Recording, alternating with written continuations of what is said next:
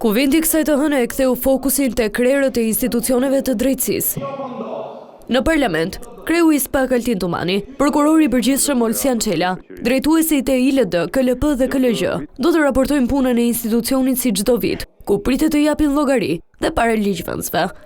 I pari në radhë ishte Çela, i cili raportoi dhe ecurinë e hetimeve për krime zgjedhore. Le të themi një mekanizëm të bashkëpunimit me të gjitha agjencitë ligjzbatuese, të cilat janë të përfshira në hetimin e krimit zgjedhor, duke përfshirë këtu edhe Komisionin Qendror të Zgjedhjeve. Në 127 kallëzime penale nga policia e shtetit të jenë 72 raste të jenë të referuar nga policia e shtetit. Pastaj kemi subjekte politike 10 raste, është nisur hetimi kryesisht në 11 raste, kallëzime nga shtetas janë në 7 raste dhe të ardhur materiale nga SPAK janë 27 raste. Megjithatë, përplasjet nisën para raportimeve, kur shkaku bë mënyra se si do të shtrohen pyetjet e deputetëve. Ishte kryeparlamentari Niko Peleshi, i cili u shpreh se në bazë të rregullores së kuvendit do të jenë krerët e institucioneve të drejtësisë që do t'i lexojnë pyetjet pa qenë nevoja të përsëriten nga ligjvënësit.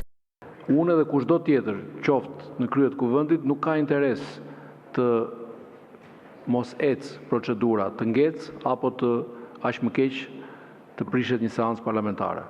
Kjo solli pa kënaqësinë e opozitës, që akuzoi Peleshin për censur. Jo vetëm që jep pyetjen me shkrim, por çdo deputet ka drejtën e pyetjes orale të pa depozituar. Kjo është e vërtet në Parlamentin Evropian, kjo është e vërtet në Këshillin e Europës, kjo është e vërtet në çdo asamble parlamentare ndërkombëtare.